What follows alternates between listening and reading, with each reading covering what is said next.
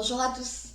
J'accompagne les parents pouvant se sentir surmenés, fatigués, peut-être robotisés vers une parentalité libre et consciente. Et aujourd'hui, j'avais envie de vous parler de la parentalité positive et de ce qu'à mon sens, elle n'est et ce qu'elle n'est pas. Elle est bienveillante vis-à-vis de l'enfant parce qu'il va pouvoir être accepté, accompagné et entendu dans ses besoins, dans son développement. Par exemple, lorsqu'on demande à un enfant vers 3-4 ans de partager son jouet, c'est très compliqué pour lui parce qu'il est très égocentré encore. Donc du coup, le parent va être en capacité de pouvoir l'accompagner à partager sans forcément rentrer en rapport de force.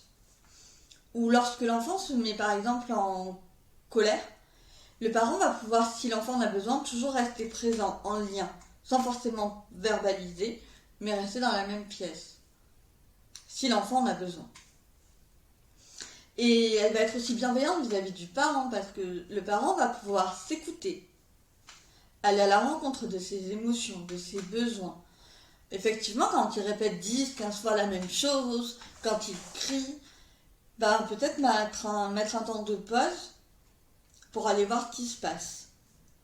Et justement, peut-être un petit tip, si vous voyez qu'il y a plusieurs axes sur lesquels vous criez ou vous répétez plusieurs fois, 10-15 fois la même chose, choisissez-en déjà 3 que vous allez essayer de modifier dans votre quotidien avec votre enfant. Modifier en essayant d'autres stratégies, déjà peut-être en allant voir vos émotions, et puis en essayant d'autres stratégies après. Ça va pouvoir vous redonner confiance en vos capacités. Et donc après, d'aller voir sur d'autres axes de votre éducation et de votre lien avec votre enfant. Et ce qu'elle n'est pas, elle n'est pas laxiste.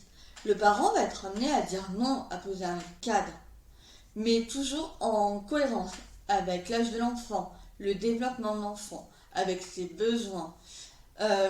Et ce cadre-là pourra peut-être être discuté. Et les réactions face au cadre, par exemple, si l'enfant se met en colère face à une règle, par exemple de tenir la main pour traverser la route ou des choses comme ça, le parent va pouvoir dire j'entends que tu es en colère, mais tu restes à côté de moi, je te tiens la main. Et la validation de l'émotion est importante pour l'enfant, pour son développement cérébral. Voilà, j'espère que cette vidéo vous aura plu. Je vous souhaite une belle journée. Au revoir.